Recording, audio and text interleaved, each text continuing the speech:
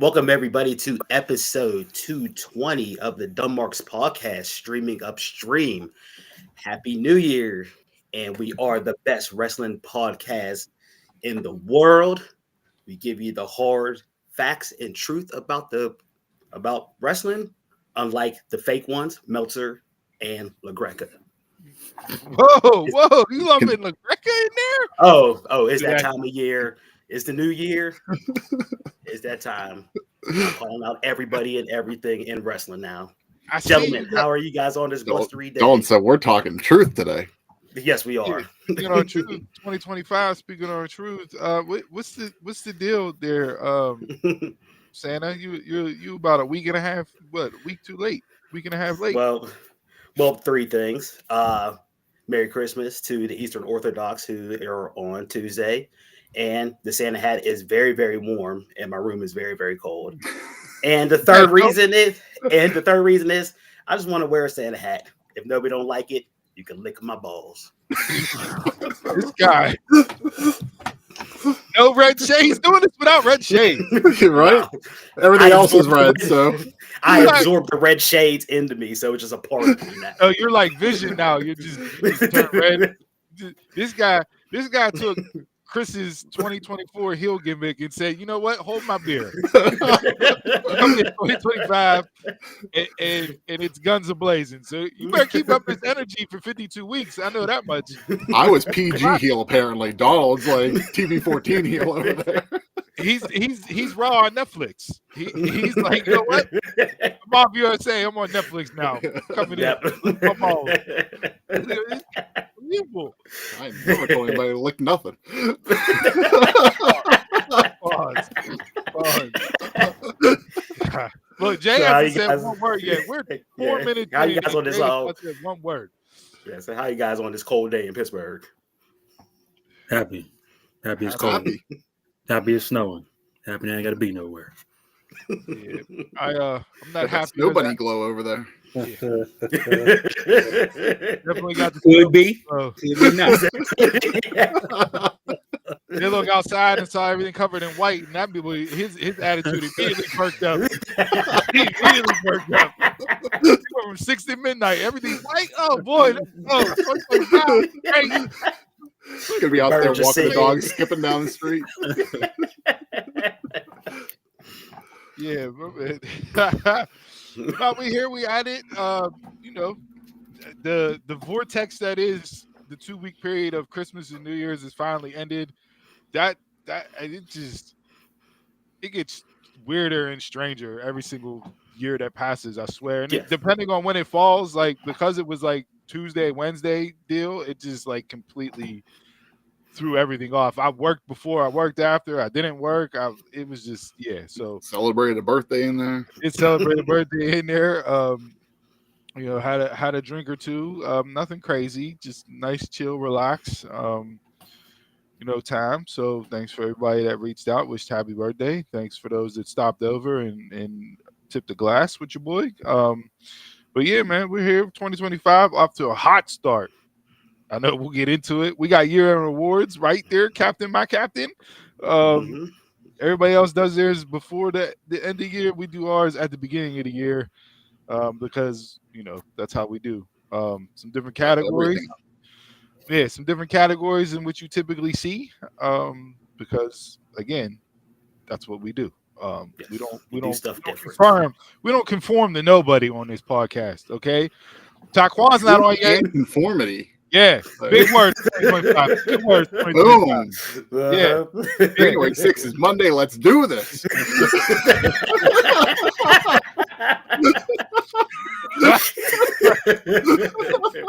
Yeah.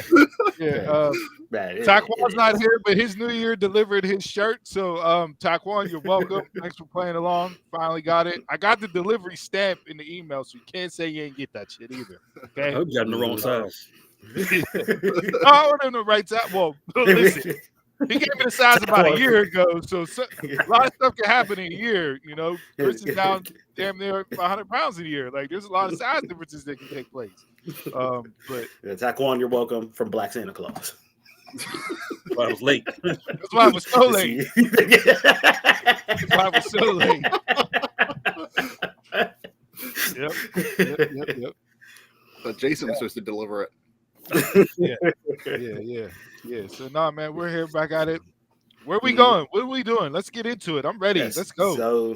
So we have our year-end award. So we're going to step into the past before we move on to the present and the future of the industry. So let's get one of these awards. Let's go with the Mhm. radio teaser. Even though we're live on YouTube, shout out, like, subscribe, hit the bell, make sure you get the notification when we go live.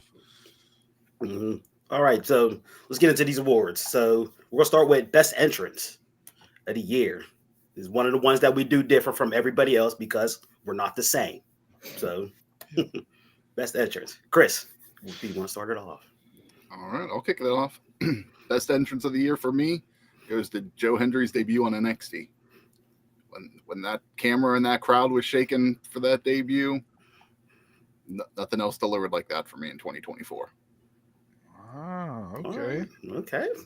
I'm not mad at the Joe Hendry. I thought maybe his name might pop up in another one of these categories that we have here. So stay tuned. He may be a two-time Marks Podcast year-end award winner. Multiple. Two-time. Yeah, no. I mean, the pop was there for sure. Absolutely. I can't remember. I'm trying to think back if it got spoiled at all. But I mean, I wasn't spoiled. I was shocked. It didn't get spoiled for me. Jason's the one that texted over. Tune into NXT. It's like, yeah. Okay. Joe Hendry had a year in 2024. Yeah. For sure. We'll see if they capitalize it because he's very true. He got a title match against Nick Nemeth coming up on the 19th at Genesis. That match was made official Thursday on Impact. So we'll see if the new year. A lot of contract speculation. There's some other speculation with Joe Hendry. He may show up on Monday night based on his NXT award acceptance that he received, and then they immediately flashed the, say my name and I'll show up on any show, and then they immediately hit the Raw January 6th graphic after. So we giving away the finish? Like, what are we doing? They did it for one person already, so let's keep doing it. Yeah, well, why not? Yeah, they care about clicks more than anything. Well, that's their thing now, clicks and views. Yeah. Early Royal Rumble prediction. I expect Joe Hendry to be in the men's Royal Rumble this year. Same here. Jordan Grace was a surprise last year in the women's. I fully expect Joe Hendry to be in the men's Royal Rumble this year. And that could have been on a surprise entrance. Yeah. I mean, he's already talked about how, for the most part, 2024, his theme song and video was, climbing the charts, especially over in the UK. He's putting it up to be nominated for one of the awards over in the UK this year. So you get that clickbait for a Rumble surprise entrant in the Rumble. I mean, that's going to keep delivering just like he did in 2024. The Joe Hendry, organic pop and growth and theme song and all that, that's probably the closest thing to the original Yes movement. Yes. From somebody that wasn't not expected. I mean, you could, depending on where we go later in this topic, with what I'm saying, because I may have somebody on this list that fits into that, but just the sheer out of nowhere nature of it for me, right? Hendry's one of those guys. Is he entertaining? Absolutely. Can he wrestle? I think he's underrated as a wrestler. Not going to put him in any top 20 categories as far as wrestling bell to bell, but for me, Not yet, at least. definitely underrated. Yeah. But he encompasses what pro wrestling is to a T. Yes. So the fact that his growth was what it was this year, that was probably the most parallel line I could draw would be the original Yes movement when Brian got over the way he got over in WWE from the fans, because the fans were the ones that got Joe over. Yeah. Yes. Joe did his job. Don't get me wrong. You got to be good at your job to get over, right? But it was a slow, steady build, and it just kept gaining momentum, and before you know it, it was everywhere. I mean, billboards, charts, like iTunes, like it was Mhm. everywhere. You had rappers, you had musicians, you had celebrities. I mean, it was everywhere. Crossover moment. You had non-wrestling fans doing TikToks and Instagram videos with that theme song. And what does WWE do almost probably better than anybody else? They capitalize on the crossover star when they're there. AEW is doing it with the Costco guys, but we can save that and get into it. I don't know if Tiffy Time made any year-end awards, but she's definitely on my Mount Rushmore this week. Off to a great start. Yeah, it's on your shirt this week. Yeah, she's on the shirt. It took me forever to find this shit. Yo, if you look at her, if you look at her 2024, it's arguably one of the better rookie of the years as far as debut. She debuted in February last year. Debuted February 2024, won Money in the Bank July, and now she's champion in January. When was her feud with Becky? Was that late last year, or I mean late 2023 or early 24? I thought that was the middle. Middle. Was it the middle of this run, or I thought it was the middle of 2023. 2023, okay. Because that was whenever Becky was NXT champ, wasn't it? Yes. Yeah. Mm-hmm. I mean, that's a hell of a year after getting called up. So, yeah, she was definitely. I had my own Mount Rushmore this week of Mount Rushmore.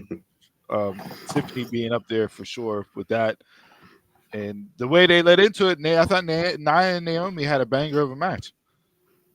Started out slow, but they turned it on. Yeah, they turned it on. I thought it was the best Naomi looked since she came back to WWE. So the swerve, the fake cash in, her tossing the ref over so he couldn't hand the briefcase in was hilarious because I don't think we've ever seen that. Like, when has somebody that's cashed in the Money in the Bank stopped the ref from cashing in the Money in the Bank? The pump fake. Major pump fake. That was a that was a Peja Stojakovic pump fake. So but Mark, we'll get into that when we do predictions for Monday Night Raw. Yeah, we're not giving everything up front on show, Mark. You gotta stay for the whole. You gotta stay for the whole goddamn episode. Okay, Squeeze. But yeah, Joe Hendry, Chris, not mad at that for a pick. Jason, entrance. I'm going Final Boss. That was mine too. Which one? When the eyes turn red. The new theme with the electricity in the background when that heel rock theme hit, the new one. No, it was the day the lights, the eyes turn red. So Okay, you realize it was actually evolving into something each week. It was added to it, but that was my one. Yeah, Final Boss. Okay, and I'll play off of yours because that was mine too. The Raw episode, April 1st. I went back and did the research on it. That's when it was everything. When the camera, the lighting, everything was perfect. Camera down the middle. His image showed up in the back.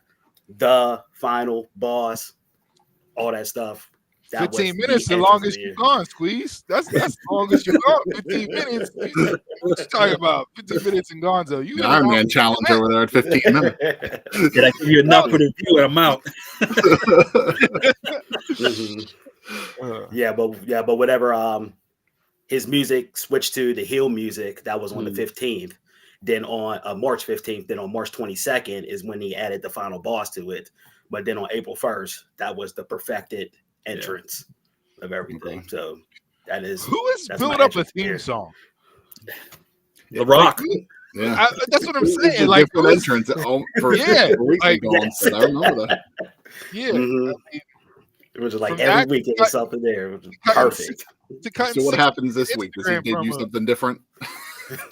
See another evolution of it? I don't know. I think it's kind of perfect where it's at, honestly. Like, yeah.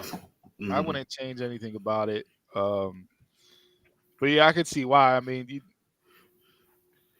it's just a different level. Like, there's levels to everything, and that was just a different level. Like, and then it was Hill Rock again.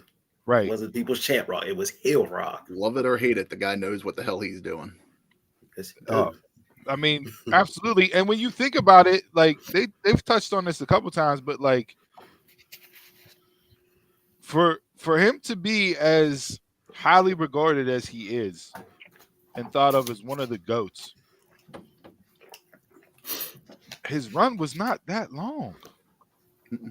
Mm-mm. He had like 97 what, to maybe 02, a really. 6-year run before he left. Mhm. And he's been back in pockets since he's gone, but like Mhm. to be that stamped, that official, that he is one of the ones that everybody wants to see come back. Everybody hopes comes back, and when he does, he blows the roof off every single time. Is just insane when you think about it, because he only had, he had like a Terrell Davis career. Like he was in, out, Hall of Famer. Like, Yeah, but how many times do you hear wrestlers talk about it? Like, this business isn't about, making friends and longevity. It's to get in, make your money, and then get out. And he did exactly that. And that's what he keeps doing. Exactly. I mean, his was injuries, but yeah, it's just crazy that, It shows the impact you left. Oh, absolutely. Like I said, that the fact that you're considered on a Mount Rushmore by a lot of people for only having that short of a run, and like pro wrestling, yeah, people fizzle out, and the list of longevity has gotten shorter and shorter. I feel there's only a handful of guys that really run the gauntlet of a long career. It's not like the 80s and 90s guys where they've stretched it out. And hell, Flair's still trying to get another last match, and he started like goddamn 70s. Like, so he's going to be the Terry Funk of this generation now. but yeah, so not mad with the final boss being up there. Those Not at all. definitely captivated my attention with some entrances this year. Steve. So mine are two, but it's from the same pay-per-view. Mine's from Backlash in France. The official Jey Uso Yeet. That was the entrance. That was the Yeet. That was the moment that started it all right there at that pay-per-view with the lights out, cell phone camera, flashlights turned on, everybody eating. And then later on in that pay-per-view, you had probably one of the coolest things I've seen in wrestling, when the camera shaking for AJ Styles. Mm-hmm. And he just did his normal thing. Nope, like the music hit, walk out, ring, standing there, and the crowd is going that insane. And they were making that much noise and being just whatever they were doing, that the cameras were literally shaking for the AJ Styles. So I got two entrances from Backlash. Those to me were the entrances of the year for me. Every now and then, I still get the phenomenal chant going in my head. Yes. Just comes out of nowhere, Random bits of trivia, right? That just pop in your head. Like, it's like men just have wasted space up there, just stuff that doesn't even mean anything, and it's like, it's like, oh yeah, yeah, absolutely. So yeah, those two for me this year. Hit it. And when I said earlier about Joe Hendry, like Jay with the yeet again is a parallel to Brian with the yes. And they both start with Y's. So, you got yes and you got yeet, both with hand movements and everything else. So nice. Yep.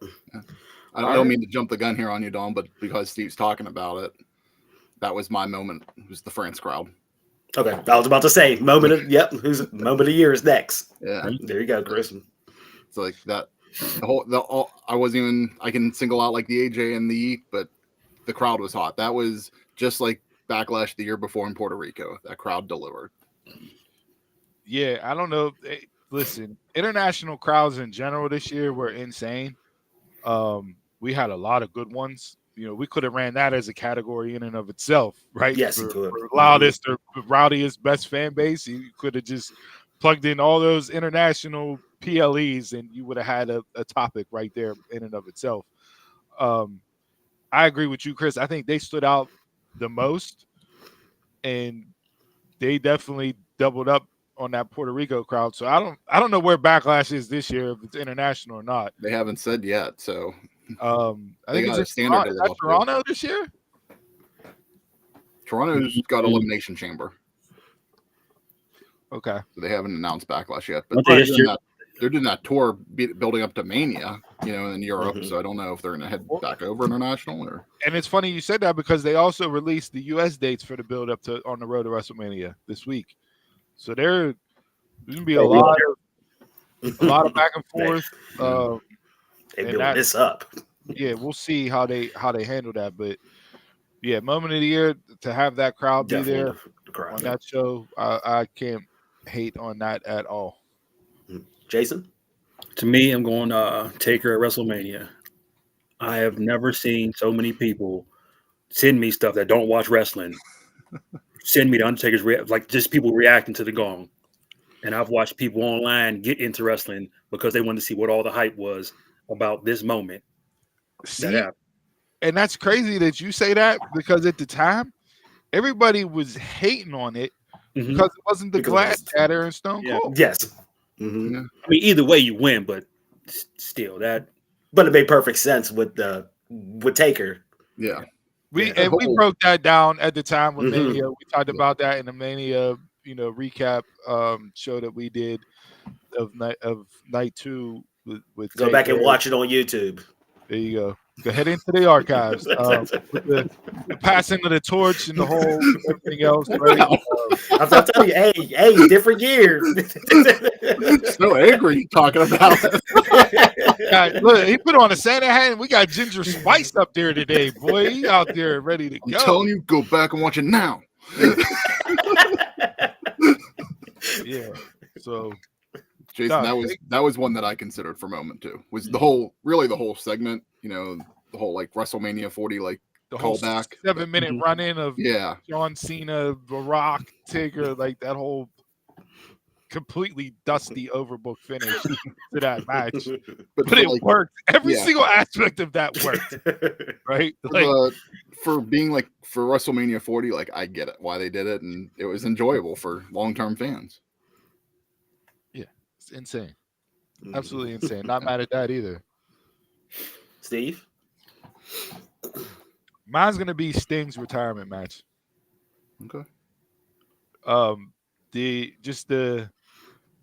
The vignette of him sitting in the theater watching his career go by, sitting up saying it's showtime, having his sons come out as NWO Sting and 1980s Surfer Sting, and then Sting walking out as the Crow to the match itself, and the send off. Like that was if we have Taker in 2024 and we have Sting 2024 going out, like Taker said afterwards on his own podcast, like he got his closure. And it wasn't a planned thing. Like he was in the box having a beer, drinking, and they hit him up. Hey, can you come down and do this? So like the fact that Taker finally got his closure, and then like I said, the end of an icon. I thought AEW did a really good job of sending Sting off on a retirement and on his shield, so to speak, in a way that made sense for Sting. And just the visual of him with his sons out there on the ramp was definitely moment of the year for me. And someone who actually looked good going out. Like, no, you shouldn't still be here. Like, hang it up. No, he was still prime Sting. I mean, the people that were in the match knew how to help carry it with him, and not being a one-on-one helps in that situation too, because he didn't really have very many singles matches in AEW. No. I don't. I give him his flowers for it, even though I don't like the legends or like that. Yeah. But he still did his job, and yes, that deserves a moment of the year. Yeah. My moment of the year is Jordan Grace entering the Rumble. I know people were leaking a lot of that online, but to me, if it's not on TV, it's not canon. So I was genuinely shocked whenever her music hit and she came out. I stayed away. I didn't see any of those leaks or spoilers at the time, like for surprises as possibilities, right? But that when that siren went off, I was like, "Holy shit!" Grace, like, and that's before we got any of the TNA NXT crossover. Yes, before. Right? Yeah. That was just a holy shit moment. And then you had the face-offs with Jade. You had the face-offs with Bianca. Like, she did her thing. Reunion with Naomi, hugging, didn't duking it out. Yeah, like it was. Which was good storytelling for what they had just done in TNA. For what they just had. Yep. Yeah. Like a week or two before. Yeah, we'll see what happens with Jordynne Grace this year. If you tuned in to Impact on Thursday, one of my other Mount Rushmores this week was the segment with her and Tessa Blanchard that basically carried throughout the show. Tessa came back, attacked her at the last pay-per-view. Saw that. Right? Jordynne sitting by the garage entrance to the arena. No, you want to come back? You want to sneak attack? No, I'm catching you. It's on site as soon as you come in. I like the AEW babyface. No, sitting there, cut a good promo. Impact in general had a really good show on Thursday. Like I had a lot of highs on that show on Thursday. But then at the end, they had an 8-man women's tag match. Jordynne and babyfaces win. Tessa attacks Jordynne, beats her down, and literally drags her down the same garage ramp that Jordynne was sitting on with her bag, took the strap to her bag, wrapped it around her neck, and dragged her out of the arena and closed the garage door and said, "This is my Knockouts division now." So really done well on Thursday on Impact. I still have to go back and watch it. I didn't have time to watch it, so yes. So it was good. It was so good. So ready to see them two get in the ring. But Jordynne got a big year this year. We know her not even 2 weeks away. So yeah, we know her contract's up. Yep. So maybe the 19th is her swan song in TNA because everybody believes she's on to WWE pastures this year. Who knows? We'll see. For me, I would say she needs to move on. She can't do anything else in TNA. She's been the flag bearer, the stalwart. She's been to TNA what Athena has been to ROH. She's been that for a long time. So, and she can make a shit ton of money in WWE. Like, yes, she can. So, yes, she can. All right. Next category: Female Wrestler of the Year. Chris. I don't know if this is gonna be a clean sweep, but I almost did it. Brought it up. My female wrestler of the year is Jordynne Grace. Keep it going with her. Everything she did in 2024, big fan. From Rumble to end of the year, enjoyed all of her matches. The crossover ability.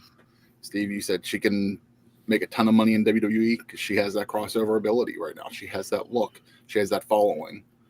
It's a star that's already made that they can bring in and make money off of to begin with. And you don't get that all the time in WWE right now. Instead of them like trying to go through the system and make their own stars. So I can't wait to see what 2025 brings for her. And if you're gonna have Roxanne move up to the main roster, even though you have Stephanie, you got Julia, and you got my mind blanking on the last one. Zarya. Right, you have those three, and then you add in Jordynne Grace. You got a 4-pack there that can run the entire year of matches and feuds and everything else in NXT, and bump up your Jada Parkers and Sol Rukas and like you got a stacked division. So yeah, not mad at all with Jordynne Grace being up there as female wrestler of the year. Jason. Well, she took the title off who was going to be my female wrestler. I'm going with Nia Jax. I've enjoyed her entire title run the whole way through. Everything she's done, she looks so much better than she did her first stint in WWE. Yeah, she killed it to me.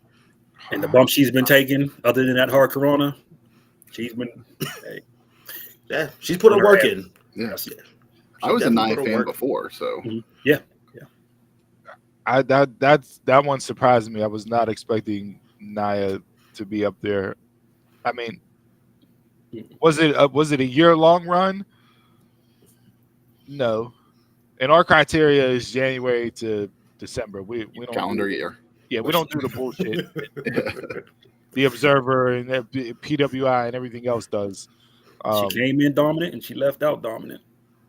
I'm not gonna be mad at that. No, not mad at it.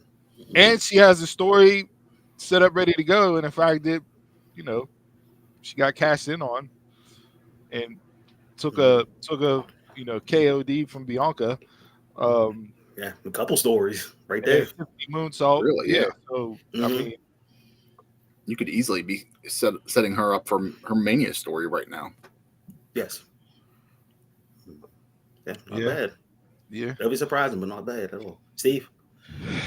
This one was a little difficult for me, just because of the pockets that people had. You know, Chris, you mentioned Jordan Grace with her pockets, but consistent all year long. You had Willow, who was out there hot first half of the year, matches Definitely. after matches, 2 belts, you know, the whole 9 yards. Her and Mercedes tore it down. Her and Statlander tore it down. Then you got into, you know, Mercedes these last couple months and what she did, but I can't give it to you just on that short of a run. Like, even though she's Mercedes Monet, for me, it was timeless Tony Storm. I just character wise, in ring wise, you had the year long feud with Mariah. Everything she did after she lost the belt to now, I'm still entertained and really want to see where it goes, even though I hate the way that they're booking her with the amnesia gimmick. But timeless Tony Storm, I know she was tied on ESPN's #1 with Roxanne, but I gave the nudge to Tony for what she did in 2024.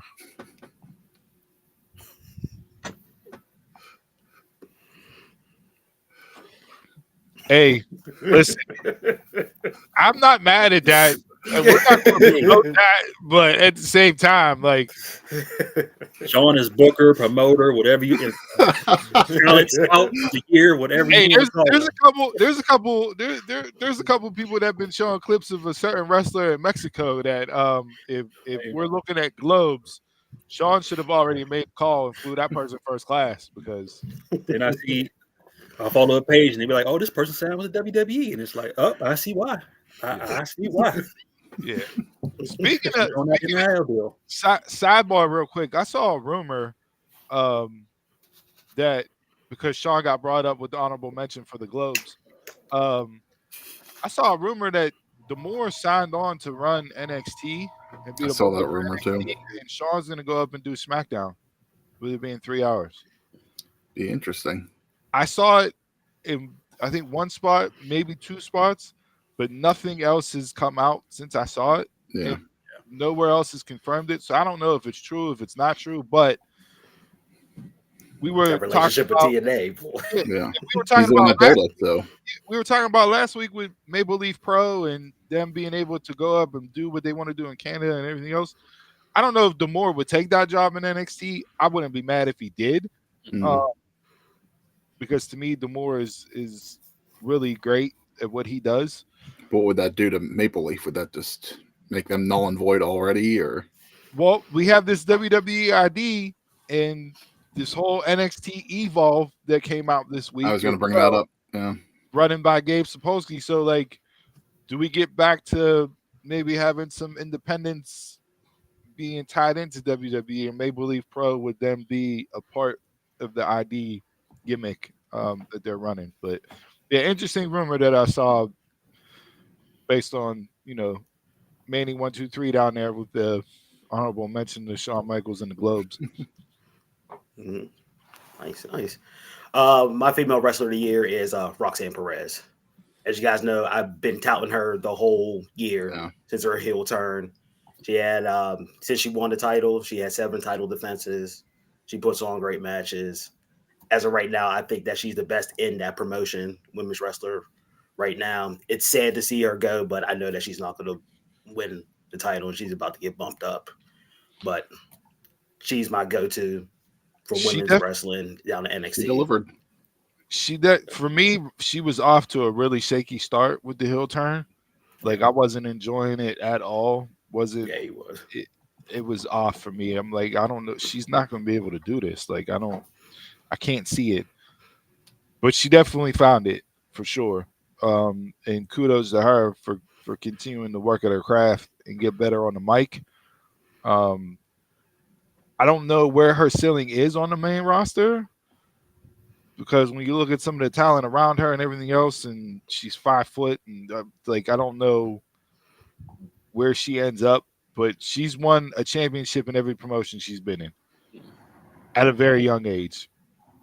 And she was Ring of Honor champion, WWE NXT champion. She's had her spurts, but Rumble appearances and whatnot. So yeah, bring her up, put her on SmackDown. It's a 3-hour show now. Let's build out that women's division and give them more time as well up there. Mhm. So and even though she was face, she had even though she was face, she had history with Tiffy time. So you can see where that ends up. Mm-hmm.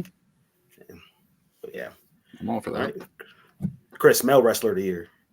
I don't think this is going to come as any surprise for you guys, but I'm giving it to Ospreay. Oh. Just it was a surprise there. Jason was you thought Brian, huh? It's always Brian.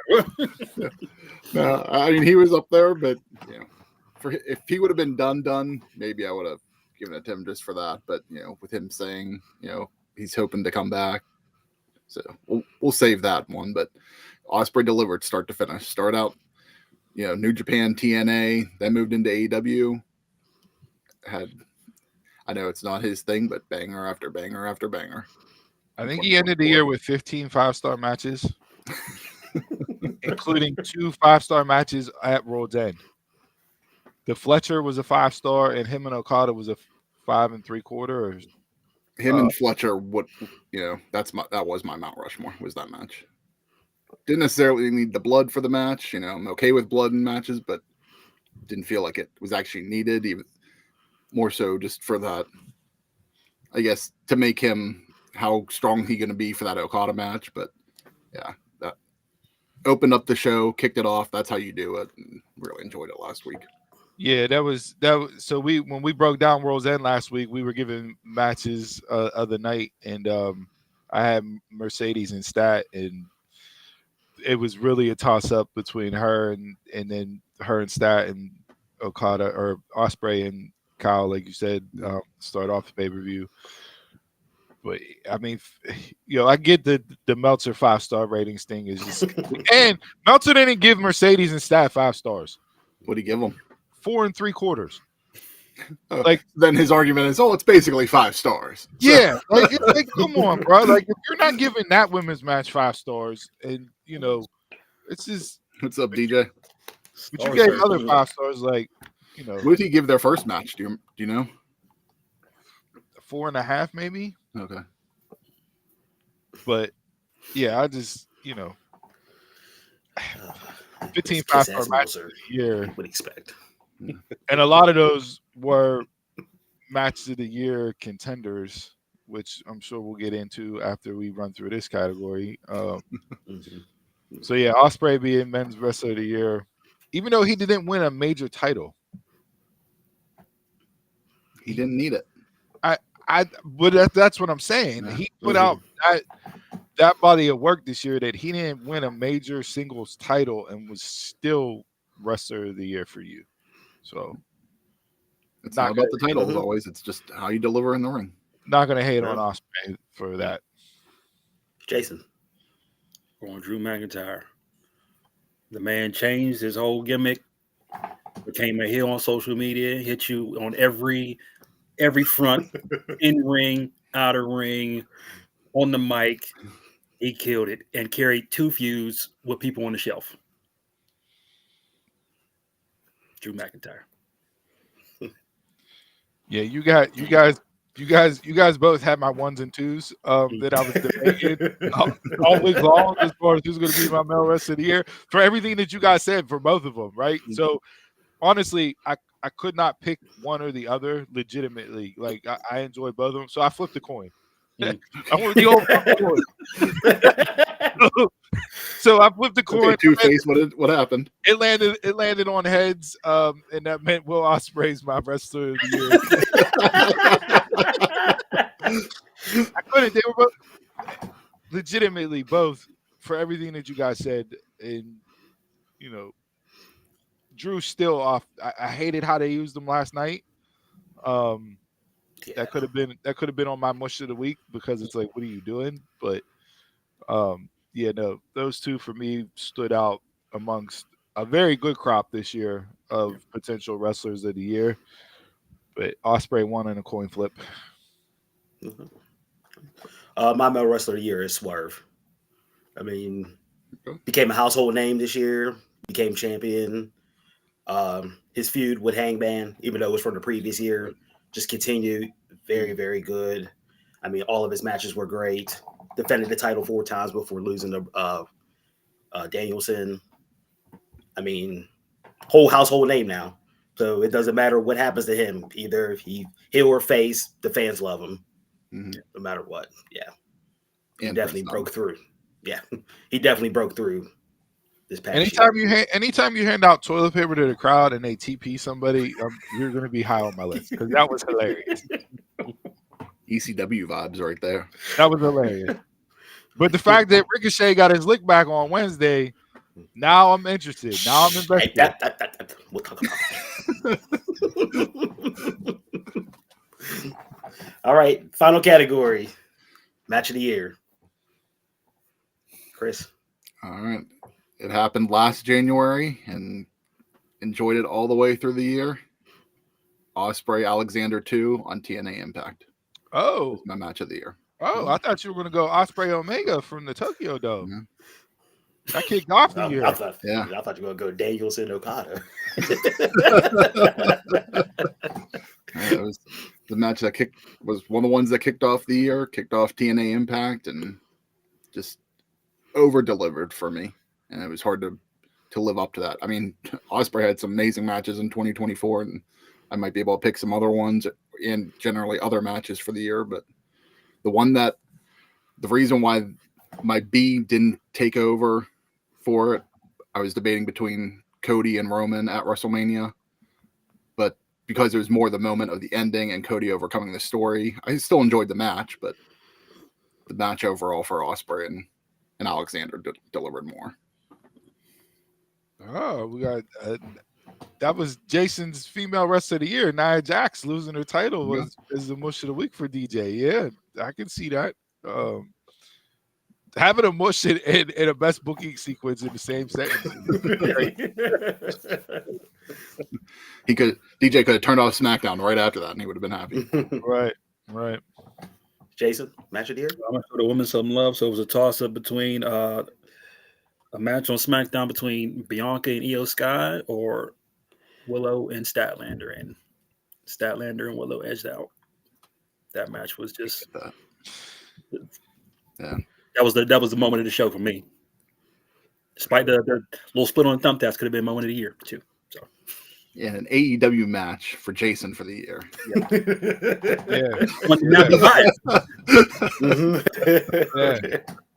I mean, I talked about Willow being up there for my women's wrestler of the year.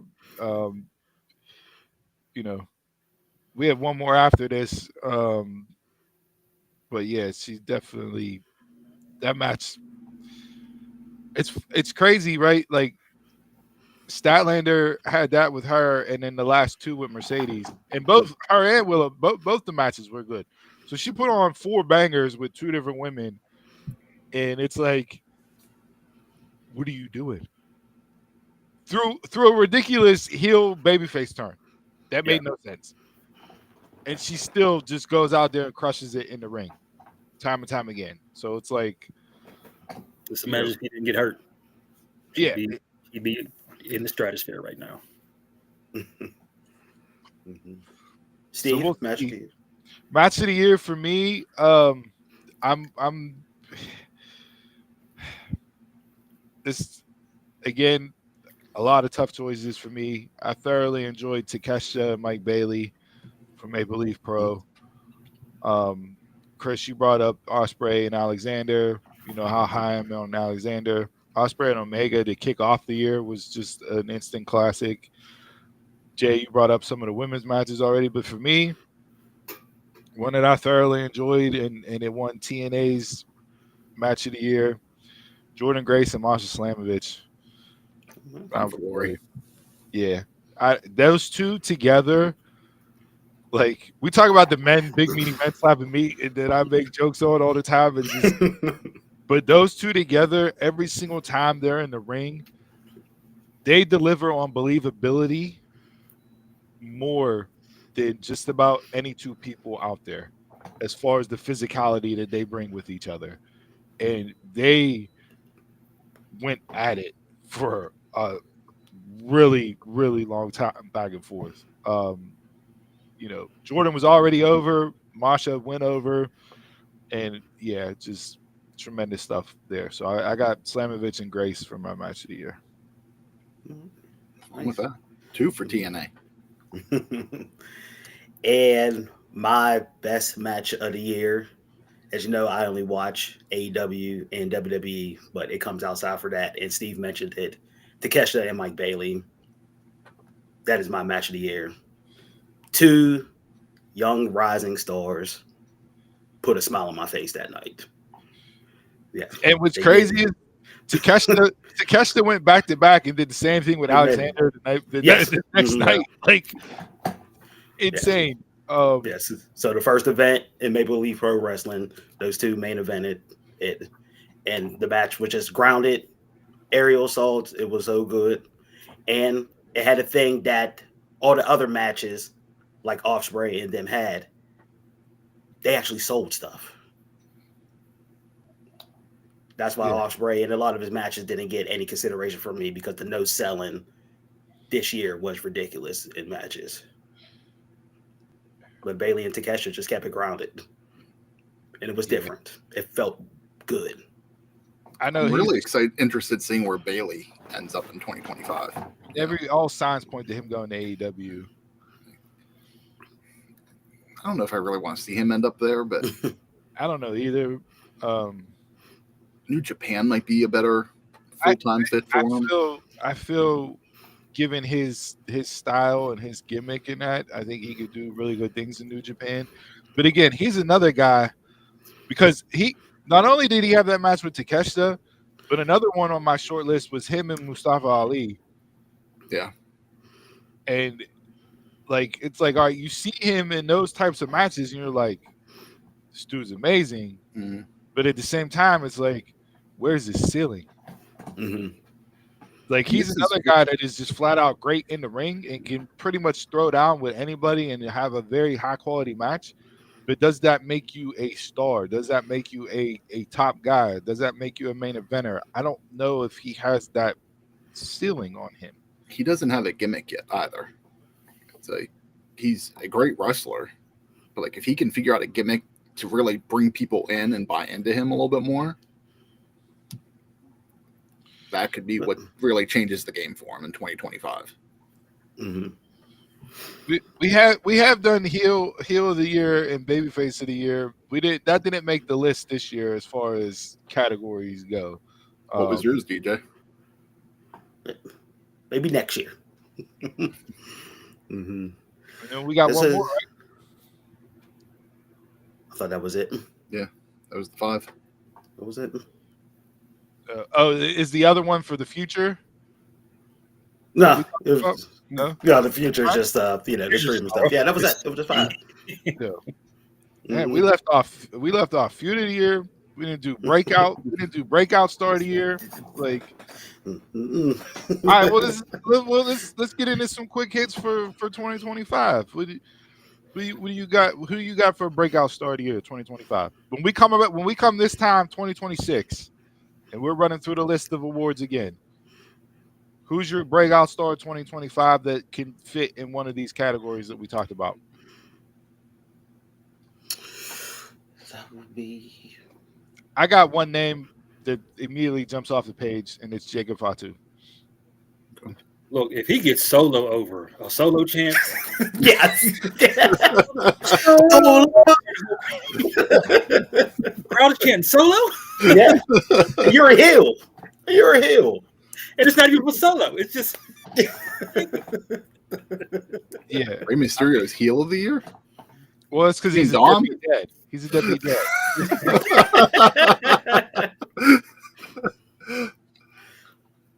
Yeah, I mean, Fatu for me, the craziest thing about him, right? People that didn't know what he does in the ring, the way he debuted and just destroyed everything, it was like, holy shit, this guy's a star.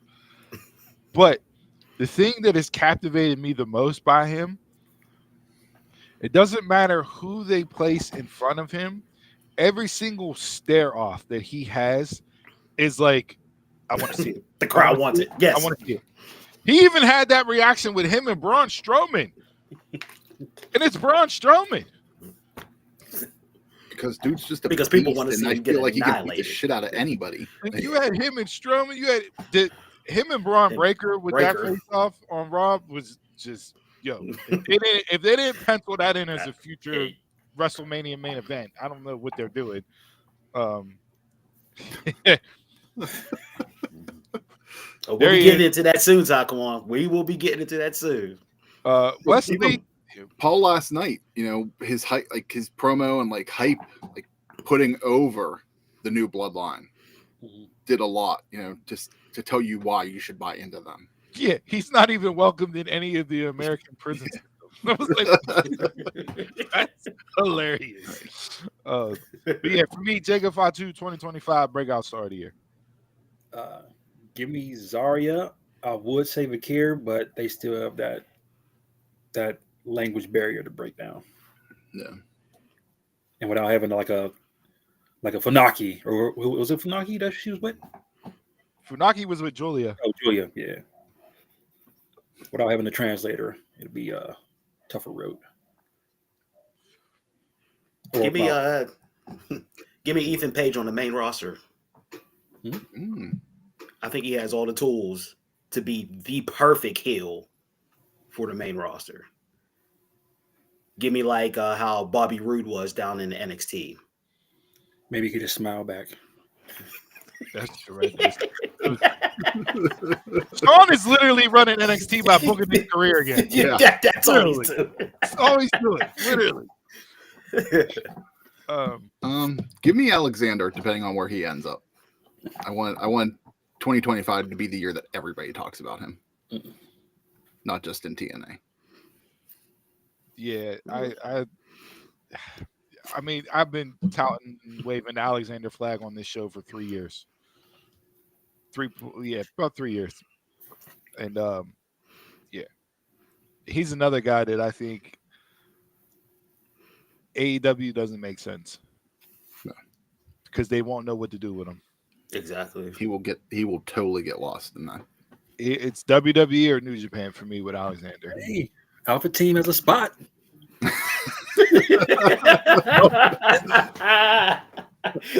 Speaking of that was my mush of the week this week. How do you run that match now with Gable and Otis? It felt pointless. Yeah, you paused it, you cut it off right whenever it was at its precipice, and right whenever it hit its peak to lump Chad in with the Wyatt 6, and I don't know why they did that. I still don't know why they did that. But you killed everything that was built up for them to have that moment, and it just fell flat on Monday night. The match was good. Don't get me wrong. Gable, for me, he passed expiration date though. Yeah, but that for sure. So breakout star of the year. There you go. There's some future predictions for who we think will end up on one of these categories next year as far as rest of the year, match of the year, etc., etc. So that's the year-end awards. If you missed it, go back on YouTube after the show ends live and watch it. You gotta say it like Dawn. Yeah, you gotta and watch it. You gotta say it stern. Yeah, just watch it. Yeah. We're cutting through the red tape here. Watch the shit. Okay. Like, follow, subscribe. Gosh. Next thing you know, he's gonna get on here like, I love you. You too. Donald, we gotta talk after we go off the air about putting some new content out. All right. So we ventured in the past with the awards. Now it's time to venture to the present. and if we have any mushes or Mount Rushmores for this week before we jump into the future. I gave some of my Mount Rushmores and give mushes mine. this week. Okay.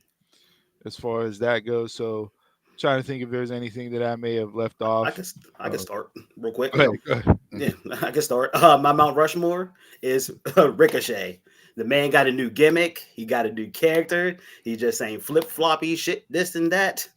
The man actually got a character. He is like one of 3 people on the AEW roster who developed the character, and thank you for that. Did he wrestle under And this I character? actually like it. That man, a man with his suits and glasses and all that stuff, and him having the scissors. He just looked like a teacher who just had enough. A Black history teacher that just had enough and was like, "I'm tired of y'all students. It's time to get you together." Thank you, Ricochet. Gave off like he gave off like the accountant serial killer vibe. Like American Psycho. That's why Donald likes it. Was it going down?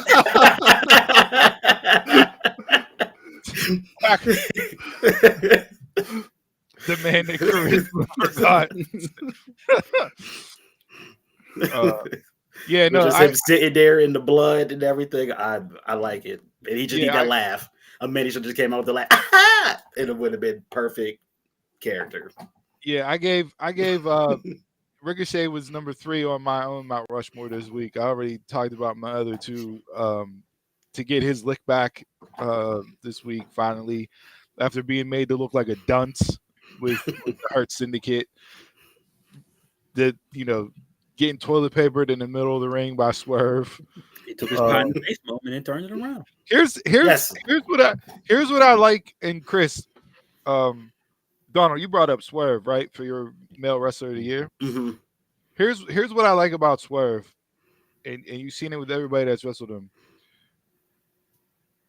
Everybody has changed their character because of Swerve. Hangman lost his mind and burned down a house because of Swerve.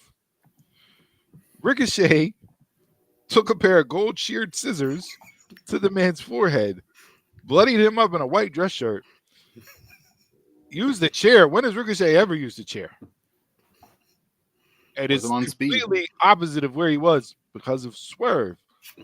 You saw Danielson. Like, it's just, if you're going to give me that type of character work with people that go up against you to where it's more than just between the bells, then yeah, I'm going to tune into anything Swerve does because it's interesting and it draws me in as a viewer. It's not just ring the bell, put on a 12-minute classic, exactly, and then let's go home. Like, yeah. Which leads me to one of my mushes of the week this week. Statlander and Mercedes went 23 minutes on the pay-per-view at World's End. First time in 5 years a women's match went over 20 minutes in AEW. Really? Took you 5 years to book a women's match to go over 20 minutes. I did not know that.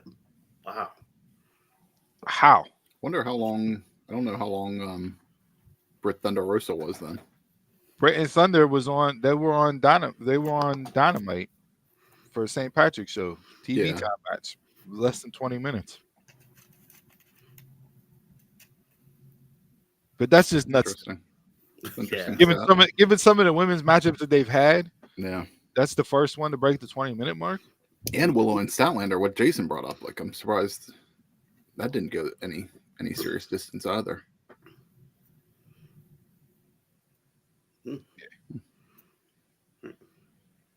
Chris, you have a mush?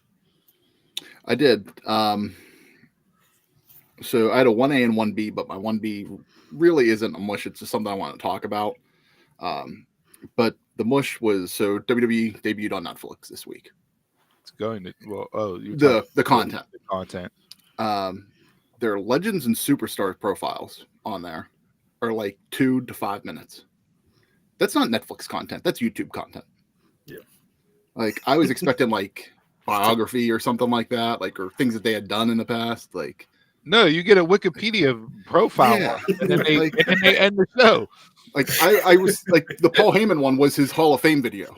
Like again, that's YouTube content or social media content. Like I was just I went in there because I was expecting to like watch something like Wednesday and Thursday, and I was highly disappointed with that content. Gave you a profile. That's all you did. That's quick.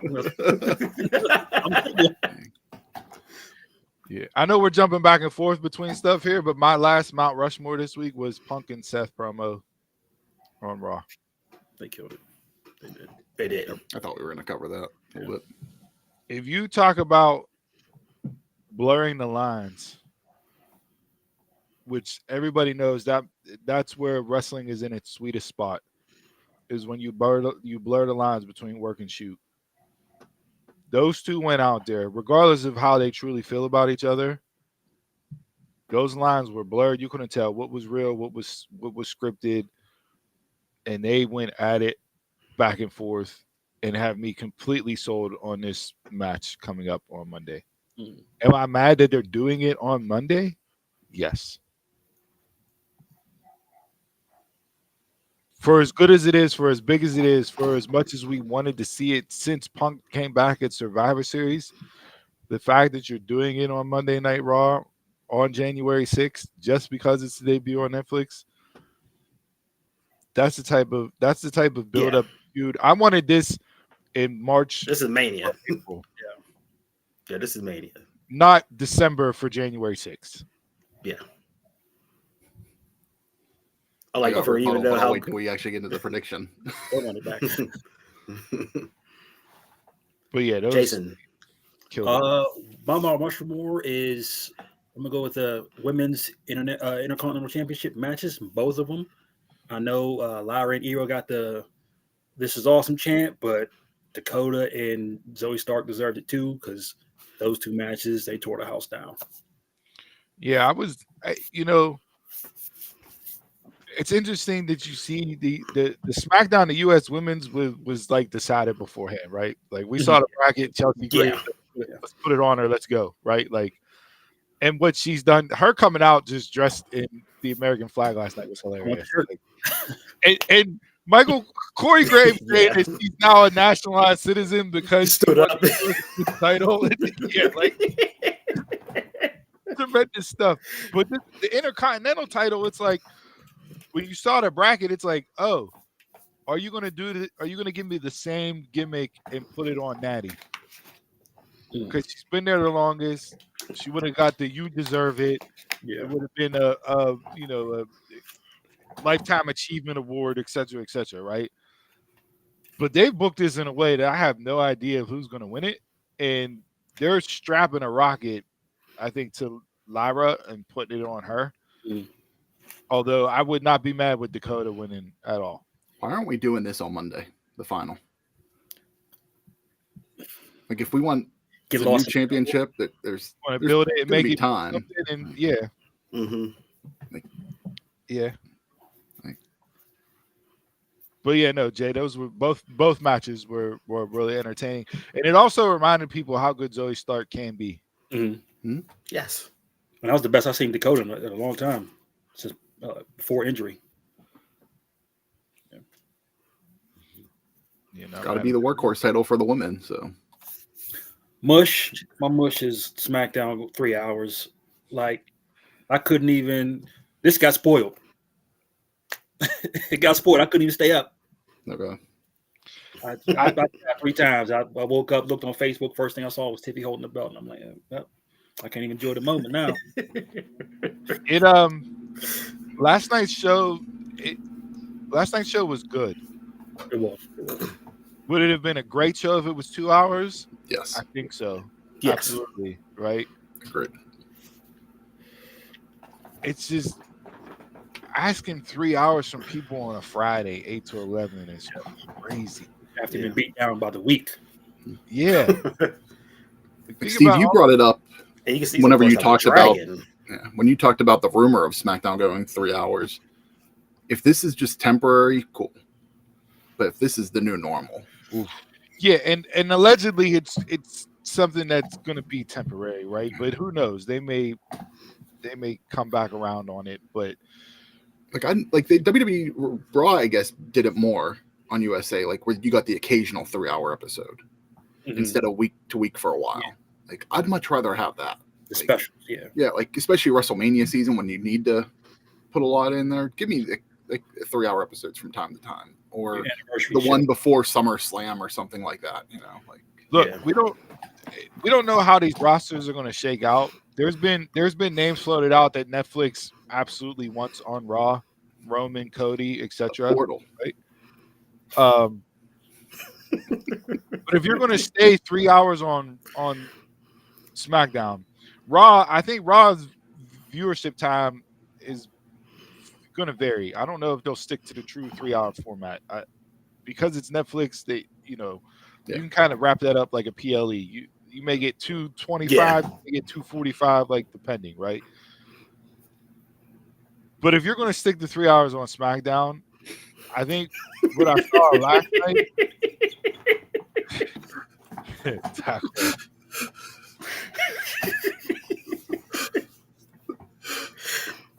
The only way that I could good luck talking about after that. Yeah, I know. the only way that I can see it working is if they truly put an emphasis and time and build out into your men's and women's division. So adding women in, building that out, giving women more time, longer time, and then the tag team division. You have the time now that you can actually build it out. You were off to a good start last night, carrying over the story with Donald's favorite tag team, Pretty Deadly, with their whole interaction with Legato and DIY and Motor City Machine Guns and Street Profits. So you got 5 teams right there. Yeah. Let's maybe move some pieces around the chessboard, get a couple more teams over there, and do something. That out and make that be the must-see TV moment of the week for the tag team division. If you want to see the tag team division shine, you got to SmackDown. Yeah. Steve, you brought up the whole Scott D'Amore thing earlier. In a way, I hope this happens because I would love to see, kind of like whenever Paul Heyman was running SmackDown during the original brand split. Like I would love to see with 3 hours. I would love to just see a difference, like watching Raw and SmackDown in NXT. That's why I like the idea of Triple H, say, running Raw, Shawn running SmackDown, Scott running NXT, because it's 3 different people at the helm, and it could feel different. Yeah. Yeah, but like that Heyman SmackDown 6, and let's book it around the young talent. We have our Undertaker, etc. Right, but let's build up these quote unquote younger guys. But let's establish new stars here. Let's build up and make new relevant stars. And you got your SmackDown 6, and it topped Raw in ratings during that time span. Like you said, let's make it new and fresh. Let's highlight these women. Let's give these women time, and let's build out this tag team division and actually use these guys in a manner that makes it feel legit and relevant again, instead of just a 3-minute backstage here and then you don't see tag teams for 3 weeks. You got the time now. Let's use it. Build it up. All right, and the last my mush this week is MJF's promo about Moxley and the title. So the backstage promo. It's like as soon as he mentioned Moxley's name, that makes him an instant face, because anybody who goes up against Moxley is going to be a face.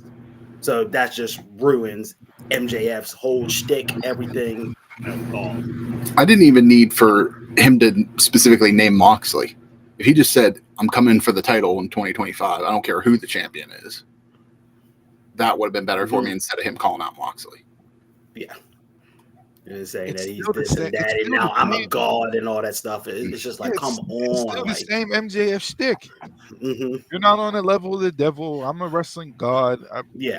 We'll come out, we'll throw some cheap heat on you for being in rehab, and we'll run down the crowd, and everybody will be like, "Oh my God, MJF." No. I need something different out of MJF in 2025, because you have plateaued. And the booking since you came back did not help you. And that was my other mush of the week. Kyle O'Reilly is just in the Undisputed Kingdom now. Like, he's just left the conglomeration hanging.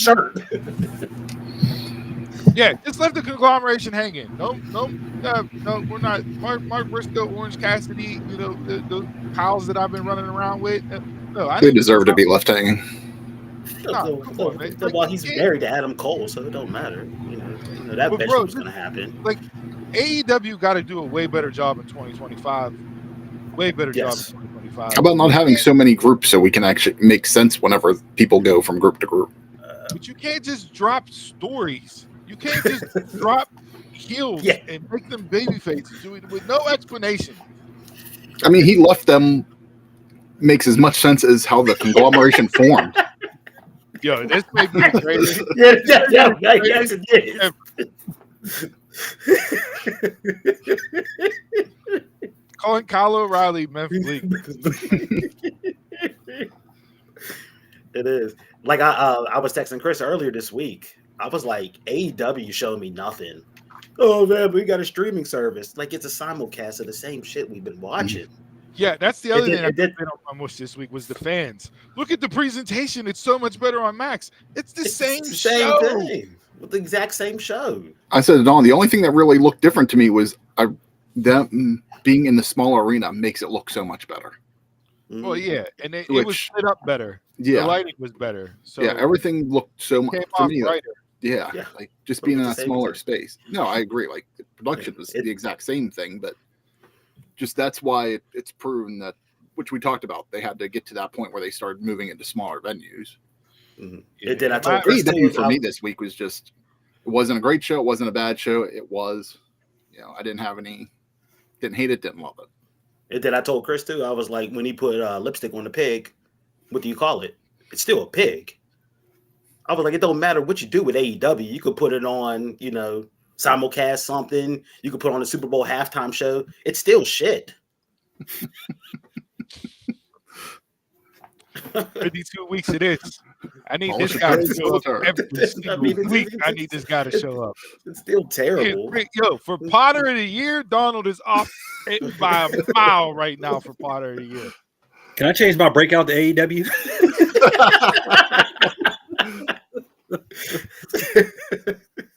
I think I will say they can't even get 5K. I think they're still running on 720p. Hey, there was a lot of times where that high def went to standard def on that stream on Max. A lot of times. It didn't happen to me. No, it was perfect the whole night. Nope, it happened to me a lot. It ducked in and out. I felt like I was at my grandma's laying on the living room floor watching the dresser TV that everybody had growing up that weighed 9,000 pounds. Yeah, no, I had no complaints about the stream at all. WWE was testing out 8K. Else regular. All right, we're going to get into Raw. So those were our mushes and all that stuff. So let's get into these Raw predictions.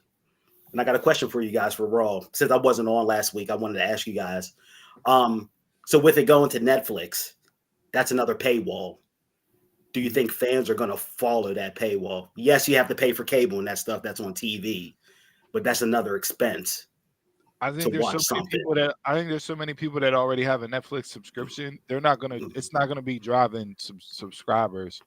Okay. Netflix is in how many millions of homes around the globe. So like everybody transitioning over to Netflix, I believe majority of those people, I'd put it at a very high percentage, already have a Netflix account. Yeah. You gotta ask what's the password. Can't even do that on Netflix anymore. Yeah. I told my wife this week about wrestling. She's like, "Oh, so we're never getting rid of Netflix now?" I said, "No, you gotta watch wrestling." Cobra Kai was going to be the end of it. It was like, I held that one in the back pocket until very last minute. Like, nope. Okay. I just wanted to ask you. Keep that in the budget for 2025.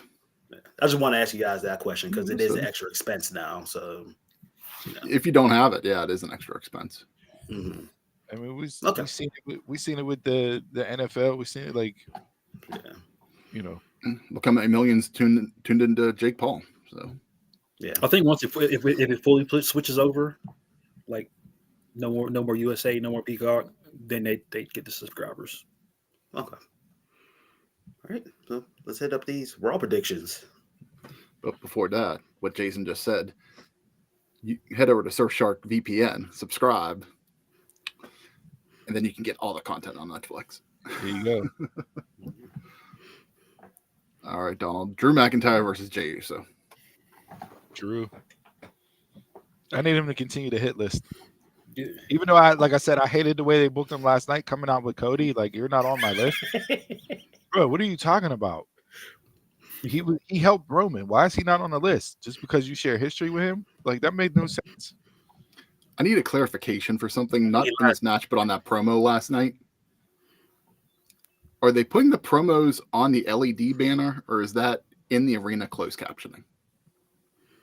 I didn't Because see the script was on the LED banner. I was like, I didn't catch that. It was like whenever Drew was getting out of the ring, and as Kevin was about to attack Cody, whenever they had Cody there, the LED banner had what Drew was saying. So, one, if that's the script, you need to hide that shit better. And if it's closed captioning for the in the arena audience, you still need to hide that shit better. That's why it wasn't my wish, because I don't know why it was there. Since subtitles are on. Got to go with Drew with this. The story got to continue, you know, and his participation ooze. You know what he does best. Whoa. Don't slander the main event like that. Oh no, well, we continue in that. We continue in that. He already put out there on his IG he wants to be WWE champion 2025. Don't slander the main event like that. How many title shots would that be for that? Okay. Give me Drew, or give me Jay. I need more fire out of Drew. I'm going with Drew on this. I think the original Bloodline has a better night coming later on the night, so give Drew the shine here.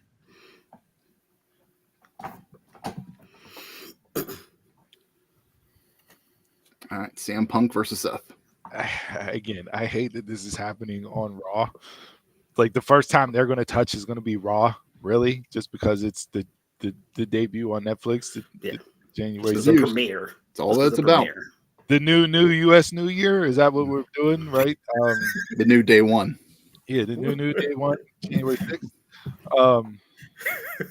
I got Punk.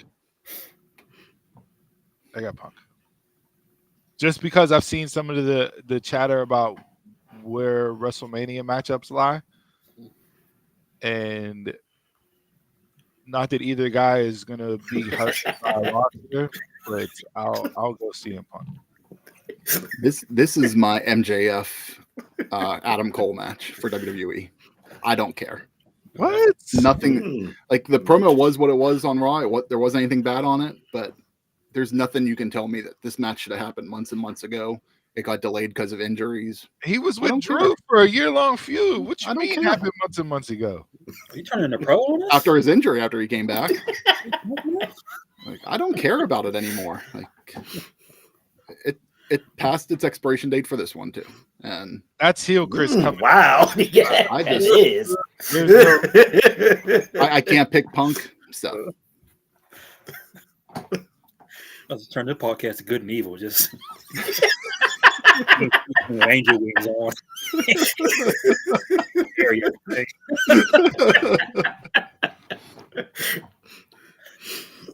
go. Give me typical AEW fashion. I'm going no contest. No contest. Or get more views on Saturday night's main event or Rumble, huh? Oh God, you're wrong. I'm going to go Punk. Again, losses don't hurt Seth.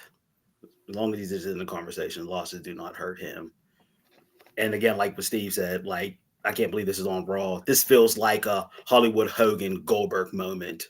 Like, you could make so much more money on a pay-per-view, but yet you're putting it on Raw, you know, like Nitro. AEW like, fashion more, too. Yeah, it's like, what are you doing? Do you want? I don't know if you guys have seen it, but do you want the potential Mania matchups for these two guys? Go ahead. I didn't see Seth, but so Punk and Roman saw that one is allegedly penciled in. But everything has to do with whether or not The Rock is actually going to work, and he's just holding the company hostage as far as WrestleMania plans right now. Punk and Roman, which I guess technically would main event one of the nights of WrestleMania, but it's not for a belt. I don't see either one of these guys having the belt by Mania, so I don't know if that's CM Punk gets his Mania main event, but it's not for a title, so he may cry and take his ball home after that. Screwing the women over again. Yeah, and then Seth and Gunther. I'm not angry about that. No, I don't like the matchups right now. No. I still would much rather have Seth versus Punk at Mania. Yes, for the first time. Yeah. Because the guy that's penciled to face Cody right now should be the guy that's wrestling Gunther, and we've talked about that as well, which I'm sure we'll touch on. Is it for a title? Penciled in. Yes. Yes. Yes.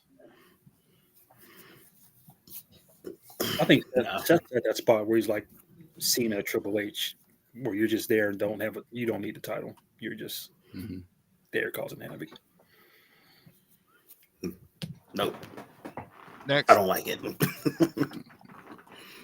Last woman standing for the Women's World Championship, Liv versus Rhea. Rhea, and I hope it ends this. Yeah. I feel like it's been going on for a year, like a legit year. No matter what happens, this has to be the end of it. So if Liv retains, still has to be the end of it. If Rhea wins, has to be the end of it. Yeah. Rhea, and you're either getting Becky or Charlotte. One of those two will come back at the Rumble. One of those two will come back Monday night. We'll give me Becky on Monday, Charlotte on Rumble. Yeah, these two need to get away from each other. They need to grow more away from each other. And allegedly, spoiler alert, you're going to have Rhea and Becky at Mania for the belt. Run it back? Allegedly. Becky come in getting title shots. Man, that sounds familiar. On her Charlotte. That sounds familiar. My God. I didn't sign a new contract just to not get a title shot. Yeah, but this is your Fuck all the other women. So wait, let me ask this question before we get into the next match prediction, which there were only 4 matches announced, and then we have some potential appearances that were announced allegedly. If Rhea does beat Liv, right, and you had Tiffany Time cash in on the 3-hour debut of SmackDown, and then you have Rhea beating Liv for the big title change on Raw on Netflix, first time ever. What does that say about how they view the women right now? That they're picking those 2 matches and those 2 spots to be the big holy shit, oh my God, surprise, most talked about moments. I mean, the women are what tunes me in more than anything. So it's getting to that point now. I mean, I want Rhea. Like, Rhea is my pick, but I kind of wouldn't even be surprised if Liv didn't keep going. I think Liv needs a reset. You can talk about breakout. Man. Yeah, I mean, Liv could have been up there for breakout for 2024. For sure. She put everything together last year. I just feel like if Liv does beat Rhea, then it's like, okay, let's end it. But you don't have any other baby faces on Raw to go up against her. We saw that when Rhea was out. You didn't have anybody for her. Yeah. But Io just lost in the IC tournament. I don't think losses hurt Io. So I think you need to have Rhea win. Rhea's the bigger name marquee wise as you turn into WrestleMania season. Not that Liv doesn't have a name. This isn't me throwing shade at Liv. But Rhea's mentioned up there in top 2 or 3 women in all of WWE. I saw some pictures this week from Vegas that Liv splattered all over the place. for promoting. Oh, you know, they're very high on Liv. Like, again, this is no Yeah. shot on Liv. No, yeah, I know you weren't, but yeah, I was just surprised at how much they were using her to promote. So it's like, She got the look. yeah, You put on Rhea, you can finally use Raquel, right? You can use Raquel as a bridge to get to Mania. So, even though they just had their hardcore match or whatever it was on Raw, which was very good. So yeah, but I got Rhea. I think mommy back on top. Yeah, Rhea. Pause. tribal combat, Roman versus Solo. When they first announced the stipulation, I'm like, Roman got to win this. But last night with the promo that Heyman cut and then Solo coming back out and Solo saying, when I beat you, you're going to be my wise man forever.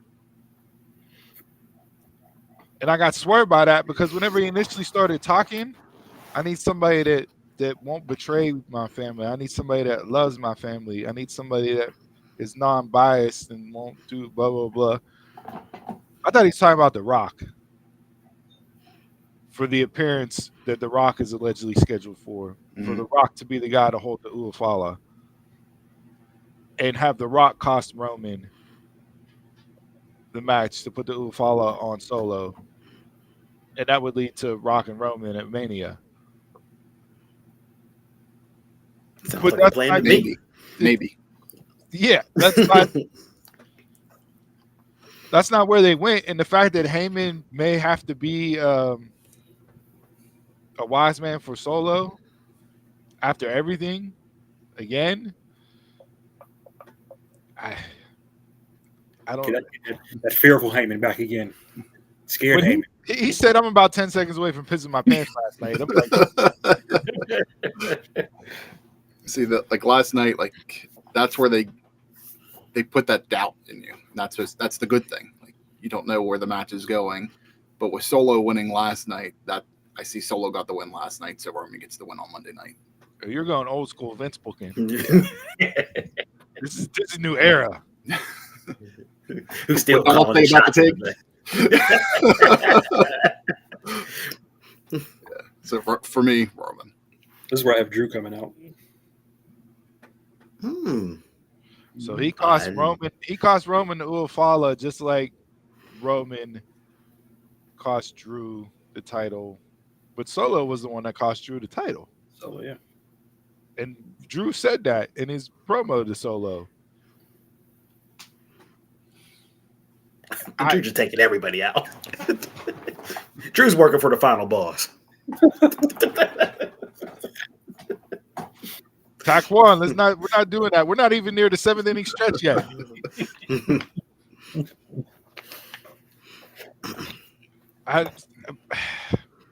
Will this, regardless of who wins the match, will this be the end, as Taquan said, the wrap up?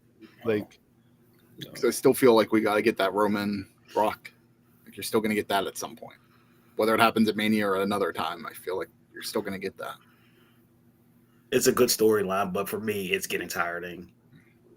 It is. That's kind of why I want Roman to win. So it's like we move on to something different at Mania. Mm-hmm.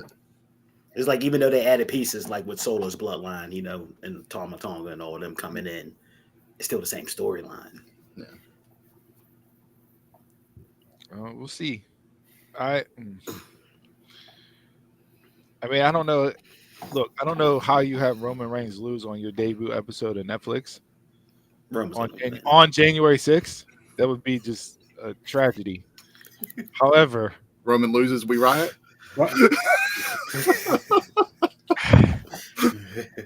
However, Roman, I don't know how much longer Roman's going to be around. He's not. I mean, you see him now. He's not around as much as he used to be, obviously. But like, I mean, just around in general. So Roman stamping Solo and putting Solo over by having him win that match. I can see that happening too. He's the real tribal chief because he's setting up his family. He's sacrificing man. himself. He's sacrificing himself for the fan. It's good storytelling. I don't know if I'm ready for that yet.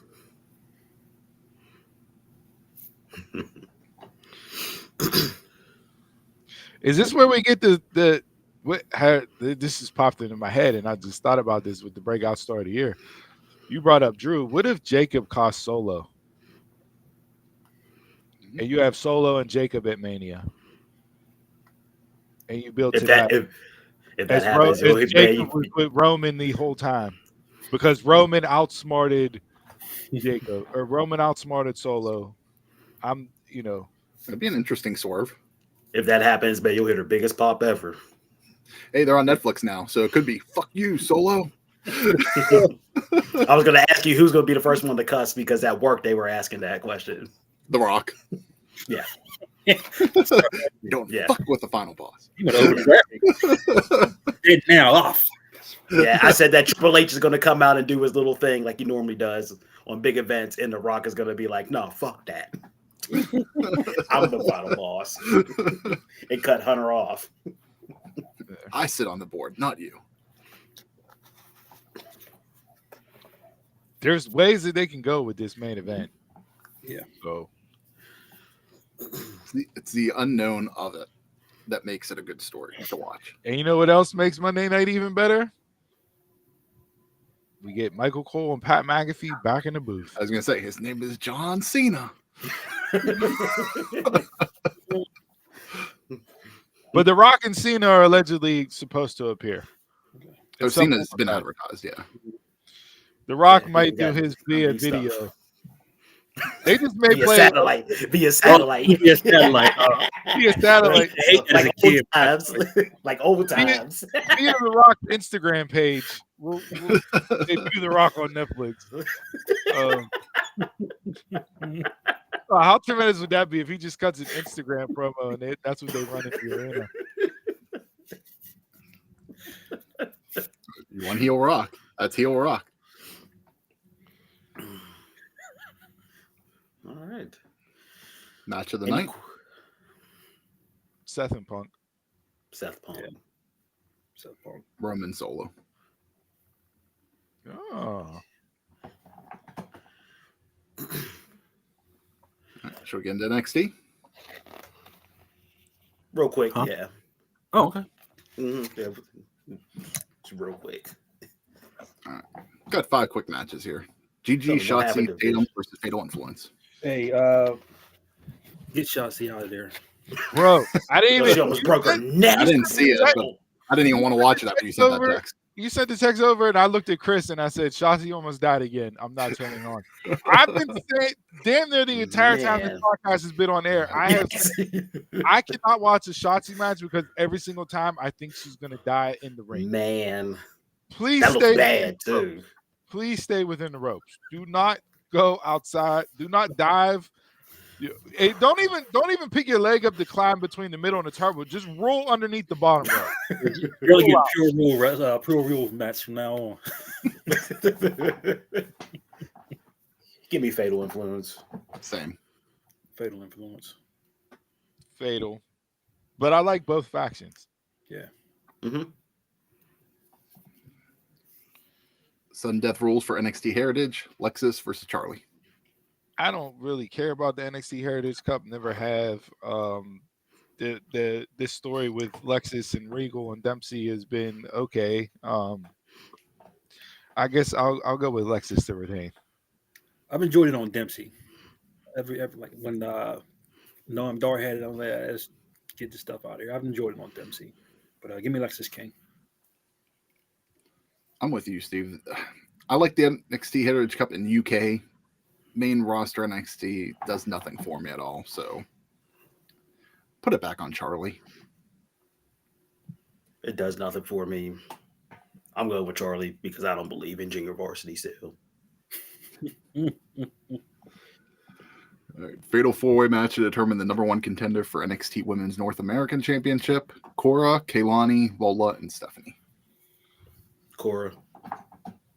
feel like they're just wedging Kehlani and everything.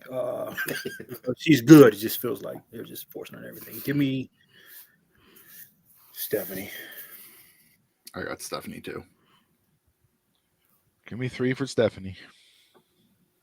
I'd be okay with any of these women getting it, but Yeah. NXT Women's Championship, Roxanne versus Julia. Julia. Julia. Julia. Pull the trigger. Julia. This should be the main event. Yes. Yes. I mean, honestly, I've said it to Donald. NXT just needs to do a women's show. One week. Just all women. That's it. Julia. This is on Tuesday? This is This is Tuesday. Tuesday. Yeah, this is coming up Tuesday. Mm-hmm. 2 title changes on Tuesday. Damn. And then NXT Championship, Trick, Oba, and Eddie. Give me Oba. Oba. I want Oba just because Tricks runs. Yeah. Oba. All right. So you guys know, I haven't watched NXT in a bit. So how's this Eddie thing coming off? Right He now? Jussie Smollett. You mean the Jussie Smollett of NXT, where he Like, is? does he have a chance? Because I'm going with Oba, but does Eddie even have He has no chance, but I'm enjoying at least he has a character now. Okay. He's not a DJ or his native whatever. Nightwolf. Yeah, we're playing bongos in the woods with wolves. Yeah, DJ Nightwolf. You know that. you getting the Viking Raider vignettes and shit. Nah. Okay. I was thinking about going with Eddie just for something different, but no, Oba. I'll stick with No. my original. Said sum up Eddie Thorpe in a brief sentence.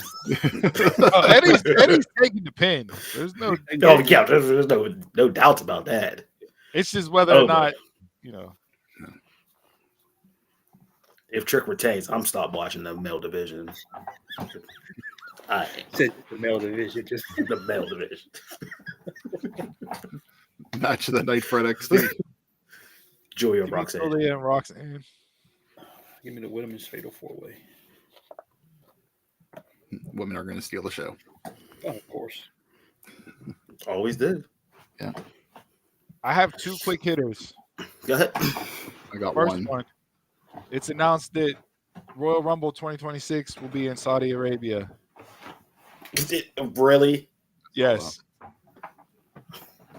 They're definitely going 2 nights Royal Rumble in Saudi 2026. Not that same venue, right? Riyadh is the front runner right now. I don't know if it hasn't been announced as far as where they're going in Saudi, but it will be in Saudi in 2026. I hate that venue. My guess would probably be the original outdoor venue that they used and not the arena that they've been running. That'd be my guess. But The only good thing about that, the time difference. Be on True. way early. Yeah, and then lastly, before SmackDown last night, there was a black ring mat in the ring with logos on it. Apparently, will be used on Monday Night Raw going forward. You had Fortnite in the middle, Riyadh season, cricket, Netflix, Snickers, and the real true graphic, Hulk Hogan's Real American Beer. My question is, where's the Logan Paul Prime logo? on the turnbuckles. SmackDown. That's PLE. I didn't like that blue mat they used on SmackDown. I agree. Kind of came off like Wow Wrestling. When you know, when you know Hogan's Beer is sponsoring, you know it's January 6th. Did you see his promo for the main event? Like, you couldn't be on main event, and now you're promoting. No, don't say nothing else. Just end the show. That was tremendous. And with that, thank you guys. I got one. Hold on one second. So TNA announced this morning that they signed a U.S. deal for the New England Sports Network. And the interesting thing about that I looked into on it, so they're going to be airing like on Saturdays on NESN. Here in Pittsburgh, that's who runs Sportsnet Pittsburgh. So they're also going to be airing in Pittsburgh. So any of the regionals that New England owns, TNA. So tonight, TNA will be on Saturday night at 7 p.m. Oh, At least that was what was on the schedule whenever I looked at it. And it's the Thursday night episode that airs on Impact. So it's just delayed 2 days. Hopefully, yeah. Sweet. So I don't get the network, but At least that gives them a little more presence here in the States. So, All right, well, tune in for Collision tonight, which we didn't even touch. We are off to a hot start in 2025. Taquan, did you get your shirt? I got the delivery. It got delivered to your house January 2nd, 4 days before the new year of January 6th.